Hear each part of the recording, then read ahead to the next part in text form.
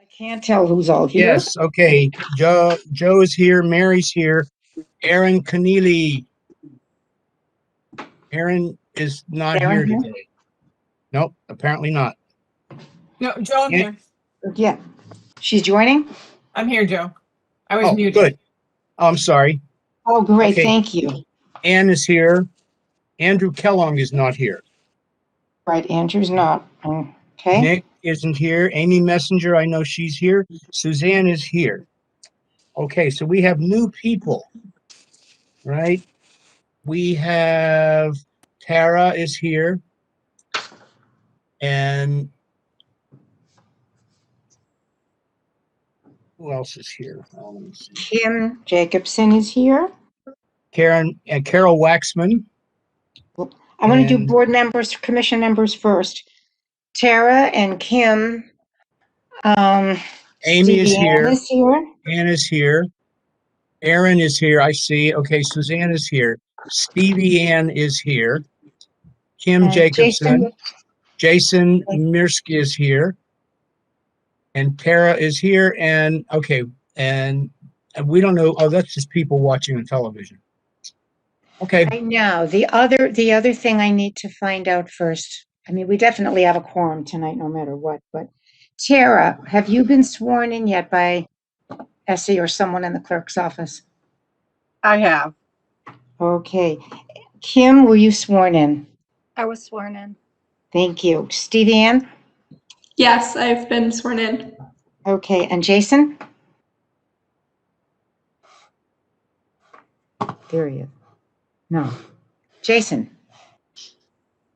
We can't Jason, hear you. are you Jason, there? you're muted. You must be muted.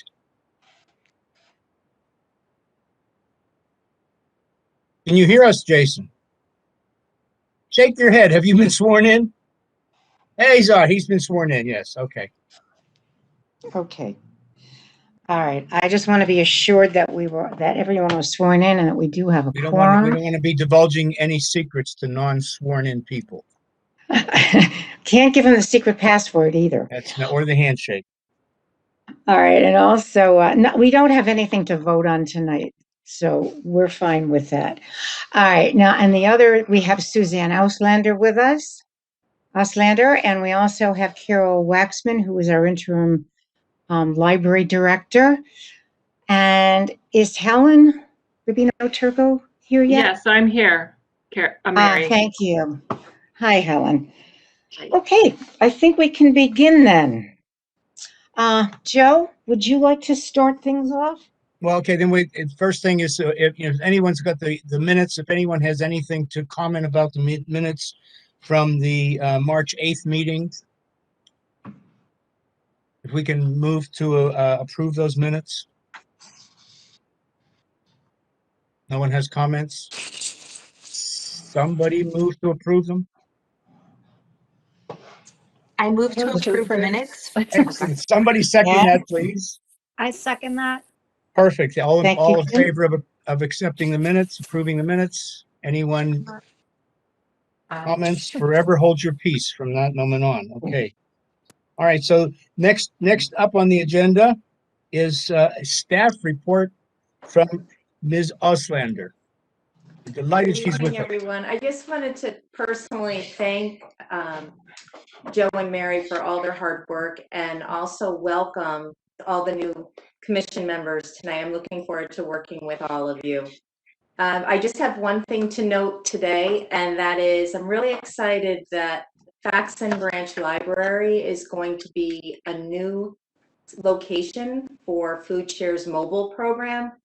I'm not sure if you all are familiar with the program, but there are about 60 different locations in the region. Food Share brings a large truck full of produce and meat items to different locations around the area. And we do have several in town already. A number of years ago, we were at Faxon Library, and it was a very successful site. We're going to be going back there starting May 25th. And so we're really, really excited about this new location. It's going to take place from 11 in the morning to 11:30, and it'll run every 2 weeks. So every 2 weeks we'll be back in that location. The Community Partnerships Division in Social Services will be the site operator on the property, and we'll be recruiting volunteers to help us put this program back into operation. So we're really excited about that. It's close to Elm Grove Apartments. It's on a bus line, and we had a lot of walkers when we were there before. So we're hopeful that we'll be able to serve a lot of people in the Elmwood area of town. Of course, it is an open site, which means that anyone in West Hartford can go, as well as really anybody in the region. We don't ask for any ID for coming to the site. So it hopefully will help a lot of people who are in need of food assistance. Does anyone have any questions about the food share program? No? Oh, yeah, I do have a quick question. Really, it's just, I guess, probably everyone knows, but if people have donations to make, where should they take them, and when are they accepted? I know there You're was a talking about for the food donations pantry or of for food. food share, Joe? Because The they're food two share. different programs. So food share brings its food to the Oh, site. yes, okay. This is They food don't share. accept donations at that Gotcha. time. Gotcha. If anybody wants to make a food donation to the pantry, however, they Yes. can bring them to Town Hall. We have carts outside of the lobby entrance near the curb. So we're accepting donations. Is there a particular schedule? You know, we do collect Tuesdays 3:30 to 5:30, Wednesdays 9 to 11, and Friday 10 to noon. But I will tell you that over the past year, that if the weather is nice, the carts are out there as long Okay. as the town hall is open. So we've really made an effort to make it as easy as possible for people who are so kind to donate. So if you're interested, you can certainly contact me. I can give you more information. That's all I have, but I would like to turn the floor over to Helen Rubino Turco, the Director of Leisure Services and Social Services. I know she has a few things she'd like to add tonight. Helen? Thank you, Suzanne. And I just wanted to remind everyone that when you speak, you should introduce yourself, because not everyone who may be listening can tell who's speaking. So it's important to just say, this is Helen Rubino Turco, and then begin speaking each time you speak so that everyone can follow along. Thank you for Helen, that. I'm going to thank you for that too, because I know that's proper protocol when you're doing it this way. But the other thing is, for people like me, it's a huge help because I know who I'm listening to. So for all of us, it's good. And since half of us don't know each other yet, it's even better. So thank you for that reminder. Go Thank ahead, you, Mary. Helen. Thank you. So as you may know, the town of West Hartford is poised to acquire the property that is currently the St. Bridget's School on Mayflower Street. This would become a new site for a community center, senior center, teen center, perhaps other resources. And we would plan to repurpose the existing Elmwood Community Center and perhaps Faxon Library for redevelopment for other purposes. Why are we doing this? Why are we interested? Elmwood I mean, first of all, it's a wonderful parcel of land that is adjacent to one of our larger public parks. We also have challenges, physical challenges, with our existing Elmwood Community Center. As you know, it's a difficult site. There's a lower lot, an upper lot. You enter the building and you're confronted with stairs right away. There is an elevator, so the building is handicapped accessible, but there are challenges. It has wide hallways. It has big rooms. It is in fact an old elementary school from the 1920s, and it shows. It also happens to be in a special development district, so it's actually could be quite attractive to a business that may want to redevelop it for a mixed use or a housing complex. It is located in near the busway. So if you're actually in the lower lot in the winter, you can see New Britain Avenue from the lower lot. And this spring, I've been doing a lot of bird watching, and I was there yesterday and I parked in the lower lot, and it's a very short walk out to the Trout Brook Trail, and you can go down to New Britain Avenue in a matter of minutes. We also saw a lot of really interesting birds. St. Bridget's is a larger parcel. It doesn't have the same constraints that Elmwood Community Center does. And its proximity to the park really does offer a whole bunch of other advantages. It's been appraised. Currently, we have made an offer, and currently we are in the due diligence phase. So we're, doing all the things that you would expect. We're doing tests on the mechanicals, on the doing environmental assessment. The structural engineers have looked at it. We've done a survey. We've done a title search. So really, what we're doing now is just waiting for those reports to come back. We have Carol Waxman with us as well, because it has potential where we could create a community center with a library, as well as all of these other amenities. I think we know that the days of standalone government buildings sort of have gone by the wayside, and we have a wonderful example of a senior center and a library in the same building on the north side of town, and we're just considering doing that same kind of development on this Mayflower site. We're still in the early stages.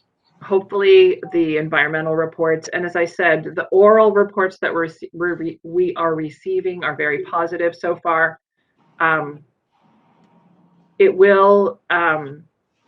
The final approval will rest with the town council. We expect that we should know more about that in June. And then we expect to close perhaps in August. And that's when we'll be coming back to you. We want your input. We want to hear from different commissions and different segments of our community about what they would like to see in a community center / senior center / teen center / whatever it is that we decide we can afford. But we are going to be coming back to you with some dates about community outreach, about really searching and asking our community, what would you like to see in an ideal community center? And without question, this is a building that will be ADA compliant, but perhaps there are other things that you will request. For example, proper signage or Braille or other amenities that you might see that you would like to recommend as we develop this site, that you would recommend that we consider. Some of the other commissions that we'll be speaking to involve the Parks and Rec Advisory Board, as well as the Pedestrian and Bicycle Commission, the Senior Citizens Advisory Board. I'm used to doing this when we do park planning. So we reach out to different commissions as well as the neighborhoods. So things like the Walcott PTO, the Webster Hill PTO, the Quaker Green Condominium. So, all of the kind of the neighborhood businesses and residents that live on Mayflower, that live on, Manchester Circle, and we want to hear from everybody. And so we'll be planning a series of community outreach that will be led by, whatever kind of team the town hires to lead us through that process. So again, the first step, once we purchase it, will be a feasibility study. Should we keep it? What should we keep? Should we tear it down? What do we want it to look like? And so at that point, we will, as I said, be coming back to you with seeking your input on a in a meaningful way. The town manager is also meeting with various user groups. The main group that he'll be meeting with in the coming couple of weeks is the library board. We do have Carol Waxman with us. And Carol, I just wanted to introduce you to this group and also, hear what you're thinking about. Thank you, Helen. I'm Carol Waxman. I'm the Children's Services Librarian as well as the Acting Library Director. And I'm so happy to meet all of you tonight. We all know that the Faxon Branch Library is loved. The building is charming. It has character. It's in a great spot. People walk to it, drive to it, however they get there. But the building is very old. And we keep patching and fixing and patching and fixing, and it's kept flooding, and the heat and the air conditioning are not adequate. And we know that we can offer a better building to our wonderful community and keep it in Elmwood, where people can still walk and get a ride and visit. We're very excited about the new possibilities. Yes, we're sad. Nobody likes to leave a building that's been their home for a long time, but the idea of meeting with other departments and having teens and seniors and maybe daycare and Elmwood programs with us, the possibilities are enormous. We welcome them and we're very excited and very positive. We know that moving the library does present challenges though. Perhaps somebody can't walk all the way to Mayflower Street. We are willing to listen. We are willing to do anything that we can to get people there, to get people inside, to make sure that everybody's comfortable and very well taken care of. So we're so happy to talk about anything that you need to ask. We don't know a lot yet, as Helen has just said, but we know that we have an incredible opportunity. Thank you. Thank you, Carol. So in the near term, as I said, we are in the due diligence phase. Once we purchase the property with the town council's approval in probably in June, we would then, kind of finish up the details of purchasing it. We'll also kind of analyze, is this something that we might be able to use in the short term? Is this something that we just want to mothball? Is it something that we want to just acquire and demolish?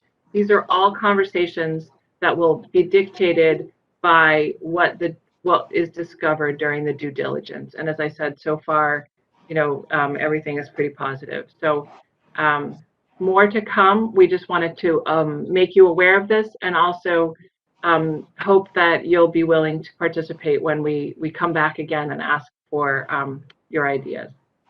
Are there any questions? Helen, I have a question. It's Mary. Yes, Mary. Is there a plan to include the daycare center as part of the new center? There is. Right now, the Elmwood Community Center has a daycare center. It is run by the YWCA. It's very popular, and we intend to provide a daycare center space in the new location. There's also a teen center in the Elmwood Community Center. You might have missed it. It's about the size of a closet. And they do kind of want a little bit more space. So that will be also a consideration. Yes, when we were at the fitness center downstairs, yes, I see the competition and the numbers of kids, and yeah.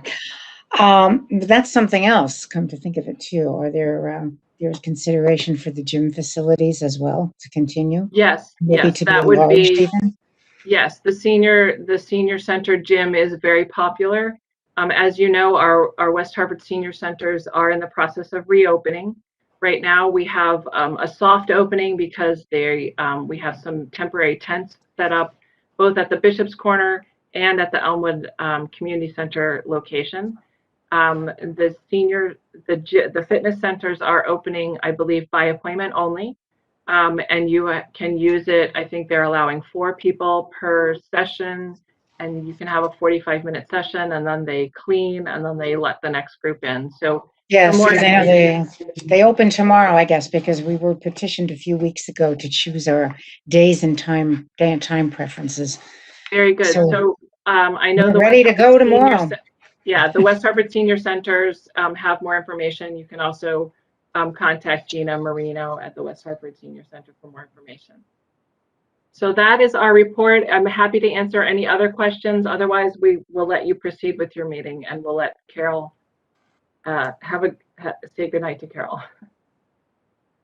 Are there any other questions? Now, this is Joe Kolchinsky. Thank you very much. And so we'll move on then with some old business. Mary, I think you can address the recruitment for new commission members. Yes, go ahead, Mary, please.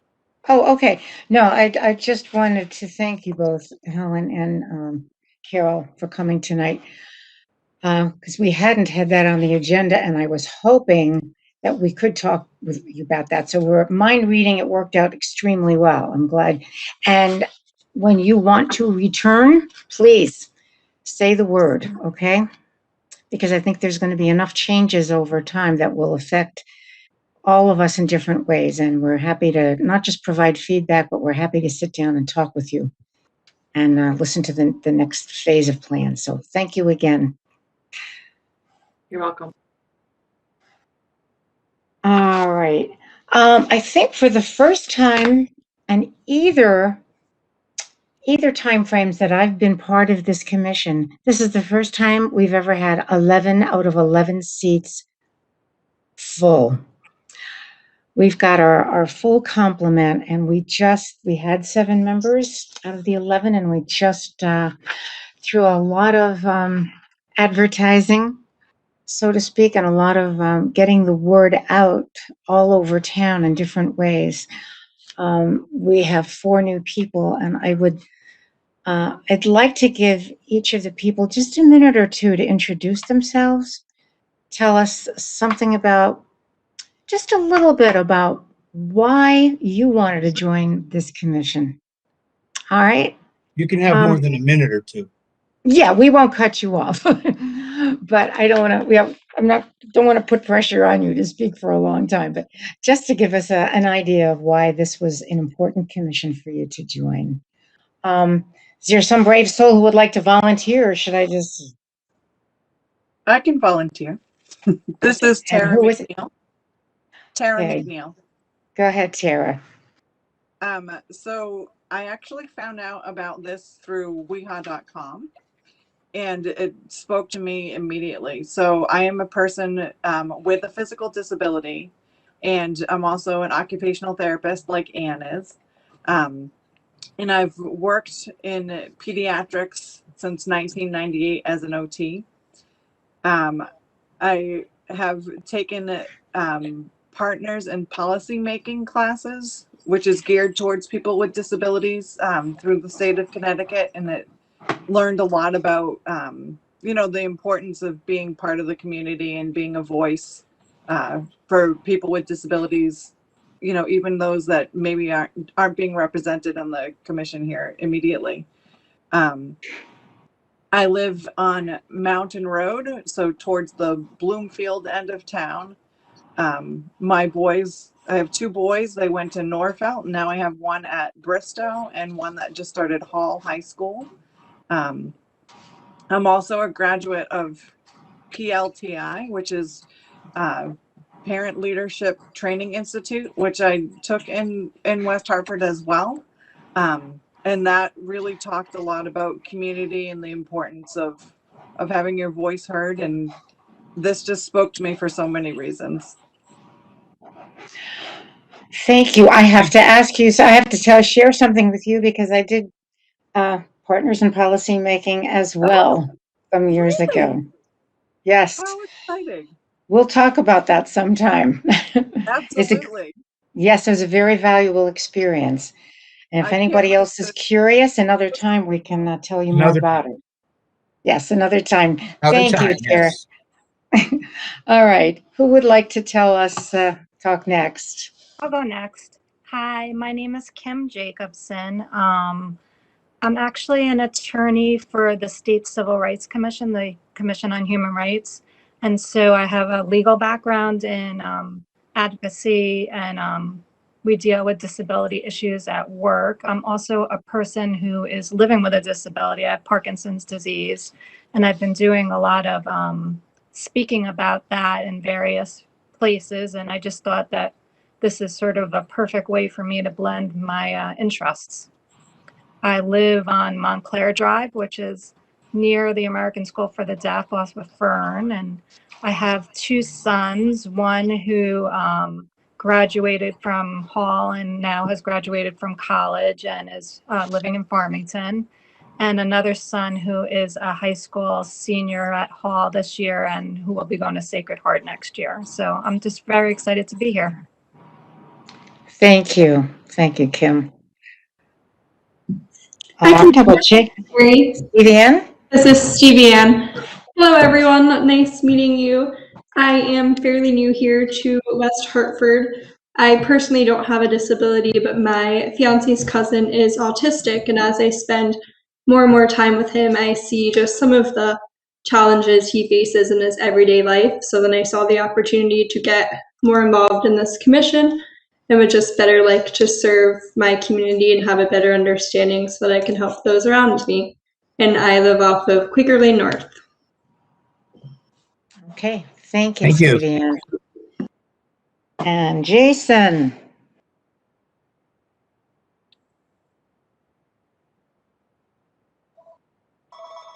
Jason, you're muted, apparently.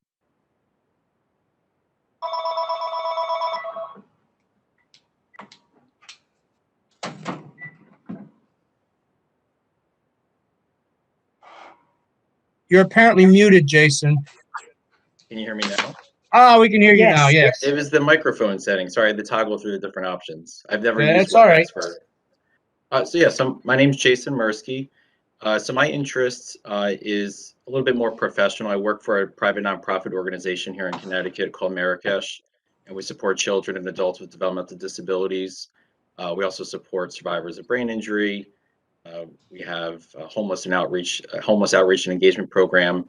So we work with a lot of different state agencies, and so I was always looking for something that I could get involved in that kind of respect and a more personal level.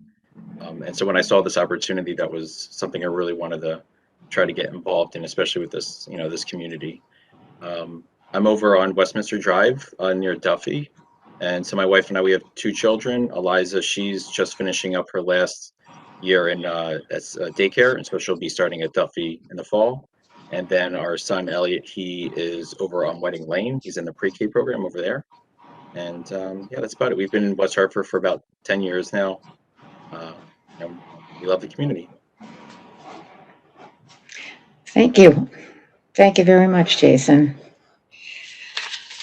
I'm excited because we've got a wonderful group of new members. And I don't want to skip ahead. Joe, you take a look at the agenda because I know Yes, this is Joe again. Is Erin up? Go ahead. No, go ahead, Joe. Oh, no, I'm going to bring up the old business of the brochure resources for residents. Oh, thank you. And I'm going to personally report on that because I really fell down in what we committed to accomplish. But on my, in my defense, we didn't put a time frame on this. But Mary and I were supposed to do an exhaustive search of resources that are available to the community, pass those on to Suzanne, who was going to put it into some sort of brochure for handing out. Now, the project is not dead, but it has been delayed. So I apologize for my failure to act. But I would ask all of you, please, in your various positions, you must have at your fingertips certain resources that you depend on for yourself or your clients or other people that you interface with. If you would just email those to us, you have our email addresses because we correspond with at least periodically with agenda and so forth. Just email them to us, and we would help us greatly, because I think there is as we considered this project, it was the whole thought of it became a bit overwhelming because we really wanted to be a really complete list of resources. So we'd appreciate that, and we will move forward. And I take full responsibility for failure to perform in this enterprise. Okay, so that's the end of the old business. Yeah. I think we're going to look at that as a midterm project that we can figure out together what pieces need to be put in place. What time frame do we want to work in? Who's going to do what? Because it is going to be a more collaborative venture that'll take time. So, all right, nothing there that has to be solved tonight. We can move on to new business then. Okay. And I believe Erin may have something to report. Yes, Erin was graciously volunteered to take advantage of an opportunity that the town offered. They asked each of the boards and commissions in town for at least one volunteer to temporarily serve on this commission. It is a temporary commission. People don't have to give up their positions on the boards that they're currently part of. This is an added responsibility for a short term, but it is a sustainability project. And Erin, I'm going to turn it over to you to just let us know what have you all been able to meet? Is anything, what's started so far?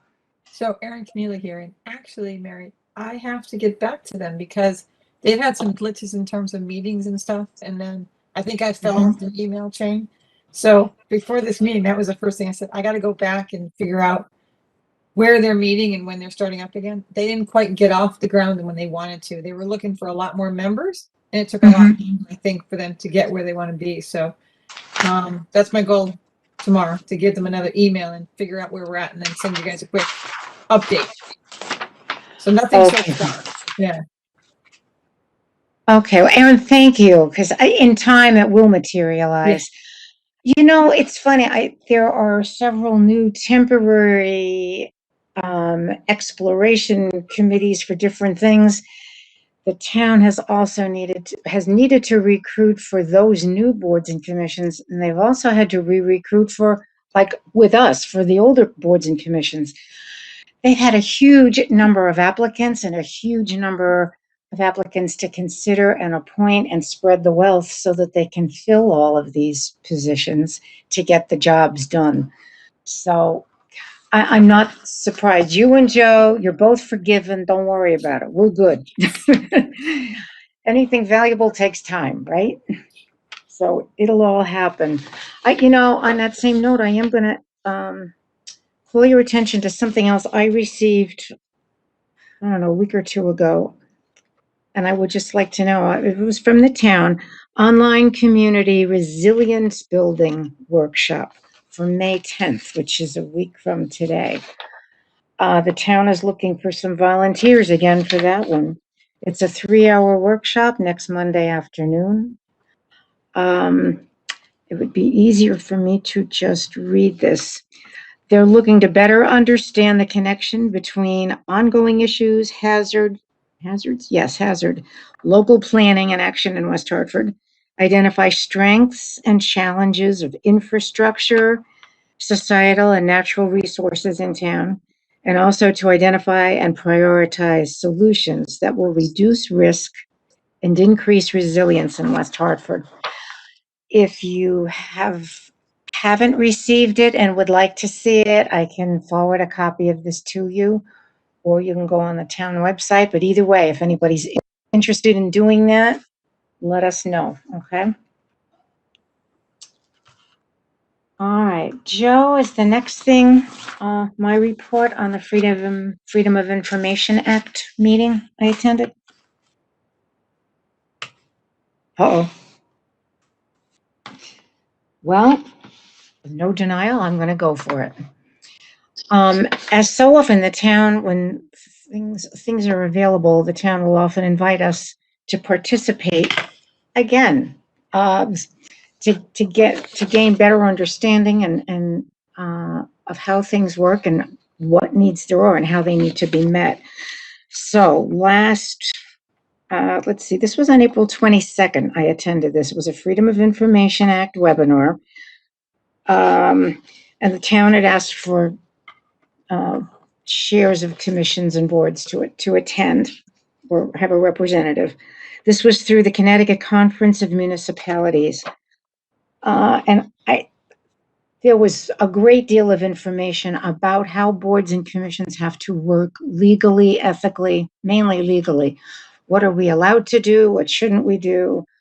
What are the requirements policy-wise? What we're responsible for?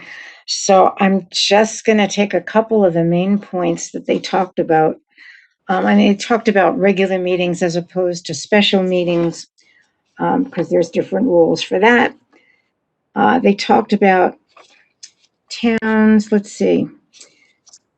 Each town has to, after May 20th, each town has to decide whether they want to go public again, for in-person board and commission meetings, if we want to do a hybrid or if we want to stay this way.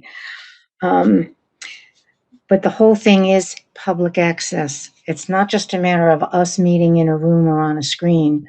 Public has to have full access. Now, granted, our committee, it's not like we don't generally fill a room with 200 or 300 people as planning and zoning does, or some of the other commissions in town. But we do have to be open, and should be, for people to come and hear what is happening. If they have a question, a problem that they'd like the town to address, we're one of the first, when it comes to things involving people with disabilities, yeah, we're one of the first places people do turn. What can be done? What needs to be done? So we have to be accessible. I don't know yet whether we're going to be meeting virtually for our June 28th meeting, or whether it will be a hybrid, or whether it will be in person. We do have a physical room in Town Hall on the 4th floor if we do go in person. And that's assuming everybody's comfortable with that. We do have the, I believe, I'm not positive, but I believe so far we still have a hybrid option. We'll know better what the town wants to do. It'll either be for the June 28th meeting or for our September meeting, that things will change. So we will keep you informed about that. Yeah, let's see, we covered that.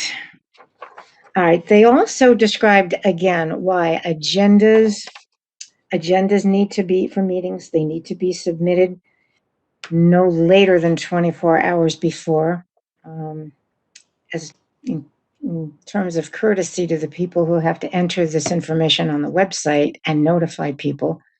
You try to get it in sooner than that. We need to submit minutes within a week of the meeting. That we do, and the town is required to keep those minutes on file for at least 6 months after a meeting. How they store it or what they do after that is another story. And to have a meeting, to hold a meeting at all, let alone vote, we do have to have a 2/3 majority to have a quorum.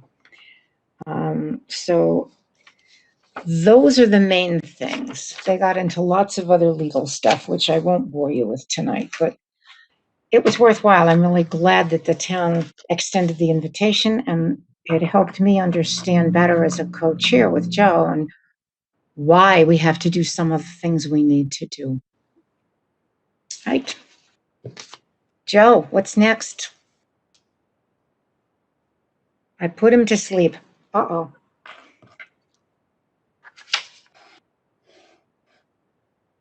The last item on the menu was a briefing on some of the activities that we've been involved in.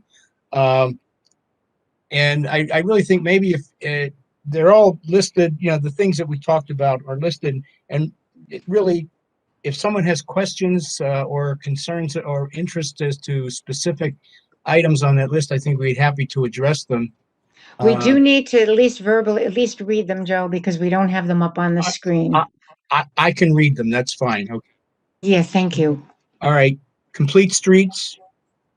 Title II of the ADA, physical access, handicapped parking, voting accessibility, Trout Brook Trail Project, working with the West Hartford Police Department and West Hartford Fire Department on updating of emergency procedures, working with West Hartford Police Department on a training module for the police officers working with the blind community, and collaboration with the West Hartford Police Department for working with people in the deaf community, and also with people who are on the autism spectrum. And we weren't intimately involved with all of these projects, but we interfaced with these departments, suggestions, perhaps particularly in the training for dealing with the blind community. We're able to put the person responsible for training was is he a sergeant? But anyway, Lieutenant Rocheleau. Lieutenant Reschelot, Lieutenant. yes, Sergeant, Yes. who's responsible for training. We were able to put him in touch with certain people from National Federation of the Blind to help him put that program together. So those are the things. So if you have specific questions, we'd be happy to address them. This is mostly for the new members, of course. I think us old timers, well, I should talk about myself being an old timer. Those who have been members were familiar as we go along with these things, of course. And I'd like to just give an example within that, because I think one of the main things to remember is anything that we recommend or agree on here, the town it's not a mandate to the town. We are strictly an advisory commission, but the town looks for our advice. They do ask for it often. We, in turn, are free to go to them and say, look, this seems to be an issue with more than a handful of people in town. Where do we stand on it? How can we improve it? And I can give you an example, like when it comes to, the Title II ADA issues of physical barriers, the Trout Brook Trail, the town, my mind just went blank. Our town engineering office, I know Dwayne Martin is always eager to help us figure out, all right, what do we need? Are we good? What do we need? What needs to be changed? They help get it done. We get to work with different town departments on different projects to improve things. And that's part of the real reward, because you can see the changes happen. And in any of those areas. So does anybody have any questions about what we do, or what, since some of you are new, I thought you might have a few questions about, policy or procedure, the things that we do get involved in. Or you might want more time to think about it and get as you work with us. This is Tara McNeil. Yes, Tara. I'm looking through the list, and most of it I can figure out, what it probably means, but I don't know what complete streets refers to exactly. Okay, some years ago, because now I've lost track of time, Sherry Cantor came to us, I don't know whether it was 5, 6, 8 years ago. I can't remember now, but when the town had this project, there's federal government involvement, state government. I don't remember anything about the funding, but what I do remember is each town was, was asked to develop a plan. When you say complete streets, how easily travelable are your streets for traffic, for all kinds of vehicles? How easy are your sidewalks and all of your walkways for people to navigate? Your downtown shopping district, business district, how navigable is that? I can't forget, how pedestrian friendly is it? Are there, can bicyclists move around easily through your town? Can pedestrians move easily? We got down into things too. I'll give you one example. Cobblestones. A lot of us now have cobblestones on our sidewalks. That's not fun if you're on crutches, a walker, or have a wheelchair. It can be challenging. Keeping those things in repair is another, maintaining them is another issue. But that's the kind of thing it was planning. And it was, in a way, it was like one smaller piece of that 10-year plan of conservation that the towns all have to go through. We got called to a series of 3 meetings, each of the chairs and from all of the boards and commissions. There was someone from every town department, and they had these meetings, and the objectives were to where do you want your town to be over the next 10 years with regard to, again, transportation of all kinds, navigability, whether it's by vehicle or pedestrian, green spaces, public parks, all a long list of things like that. And they wanted feedback on that so that they could actually finalize the plan. And we did get to have a voice in it. So does that answer your question? It definitely does. Thank you so much. Great, you're welcome. Anybody else? Hi, this is Kim Jacobson. I was wondering what kind of accessibility issues in terms of voting that you found existed. Accessible. Okay. Let's take voting at the polls. Mary, if I might interject one thing, this is Joe. This whole business of voting and accessibility. Oh, I wasn't going to go through the ballot accessibility. I was going to talk about the physical barrier. Oh, okay. Never mind. I'm sorry. Okay. I read your mind. Shut up. That's what comes when 2 people know each other well. You start reading each other's minds. It's kind of nice. Yeah, I remember because there were changes made several times over the years, depending on power failures, weather, planning, or lack thereof, lots of different reasons. Going to the polls was the signage inappropriately placed, so it was helpful to people to get into the parking area with handicapped parking spaces close enough to the actual entrance to the polling site itself, not just to the building, where you still had to walk a quarter mile once you were in the building. I know, not recently, but I know in the past things came up like, oh, yeah, this was a project long ago, but it was an issue. We had someone who at the time had a wide wheelchair and who was going into Buena Vista to the pool, to the aquatic center, to use the pool and the chairlift. That was all fine, but the problem was the doors at that point, the doorways were not accessible because they weren't wide enough. And again, it was a matter that they were older. Things needed to be updated, and they had to be updated according to ADA code. That situation was remedied. All's well that ends well. And things like parking spaces. When snow is removed, is it thrown into 2 handicapped parking spaces? Or are those left free and available to people who need them? Things like that. Does that answer the question, Kim? Yeah, I think so. I guess I was just sort of curious. I've been hearing a lot about people, once they get into the polls, maybe people with developmental disabilities having issues themselves voting in terms of if they need someone to read for them or all right, Kim, that's where Joe didn't want me to go tonight, I guess. That's a very. Wait, I didn't say I didn't want you to go there. This is Joe. I thought you were. I thought you were immediately going to jump on the topic that is dear to your heart, that you worked so hard on, and you were strictly talking about the physical barriers. It's okay. Yeah. All right.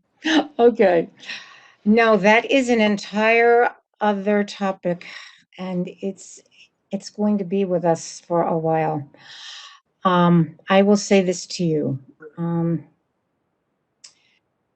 even though our town registrars work hard to get it right, but COVID last year especially brought out any weakness in the chain links in the process. It all blew up in everybody's face last year, not just here in our town, but all over. So I will say this to you, as a commission, yes, the voting has been accessible ballot, accessibility at the polling site in terms of the space needed, the setup of the equipment, the height of the tables, equipment working, poll workers being prepared. I don't just mean trained, but I mean really actually prepared and knowing what to do. I've had some horrendous experiences, and so have many other people. So your question is taken very much to heart, Kim. It is an ongoing battle. I've also worked at the national level with National Federation of the Blind, because we're looking to have an accessible ballot. So if you are blind, visually impaired as I am, or if you have other print disability, you can still vote privately and independently. There should be a way to do that, and there are, but that's a topic for another time.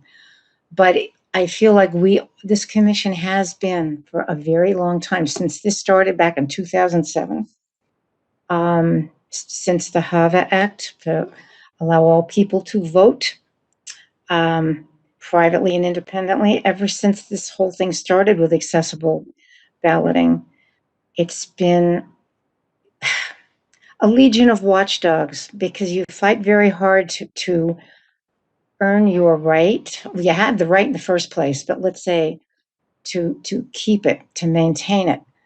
And it does pain me sometimes, after 30 years of the ADA, I still have to wonder and prepare and be ready to speak before state legislature, talk with our national legislators many times, because if it's out of people's minds, out of sight, out of mind, it doesn't affect me. So towns didn't even plan for this last year. It was the furthest thing from anybody's mind. I testified before the legislature last June when we had that special meeting where they had legislator, it was the government administration committee. And the big discussion was about absentee balloting, casting absentee ballot, and that's fine, but nobody even considered people who couldn't read the ballot, couldn't read the website to register to vote, couldn't read the ballot once they got it, couldn't mark it themselves. And we're looking for we already had electronic delivery of the ballot this year. But we don't have electronic return. We have the drop boxes, but people need to be able to mark that ballot privately and independently. I'm going to horrify all of you. Interject something, Mary? And I just want to tell them one last kicker, and then I'll give it to you, Joe. I actually had a poll worker, a moderator, say to me a few years ago, when there was a glitch, and she just wanted to move me in and out of there as fast as she could. And she saw Joe with me, but she finally looks at me and says, "Why don't you just let me mark the ballot for you? I'll vote for you." It's a battle that we have to continue vigilance with. Well, I was going to say this is a perennial thing. Voting is something some of us, if not all of us, I know, even use the accessible voting procedures, even though I have some handicaps. They're not those kind I can see and all that stuff, but we use them anyway, and we report back to, when there's any problems. But that's, again, that's just every year there seem to be some issues, and, every year I guess I can say maybe it gets a little better, and it's something that requires constant vigilance, as far as the voting is concerned. And you would hear that from all over the state. You'll hear it amazingly, all 50 states. And yeah, the problem exists all over. And voting is to me, that is one of our greatest obligations, responsibilities, and legal rights. And I bristle when I think that that right is threatened. You have a right and to vote, you need to vote, but you need to be able to do it. Any barrier to that, I'm ready to take action. Yeah, Joe. Does anybody else have anything that they need to discuss tonight? If not, would someone could move the meeting be adjourned? So move to adjourn the meeting. Someone want a second? I second. Thank you. All in favor of adjourning the meeting if no one has any other issues? Aye. Aye. Aye. Aye. Opposed? Okay, thank you all very much. We'll be in touch via email and otherwise.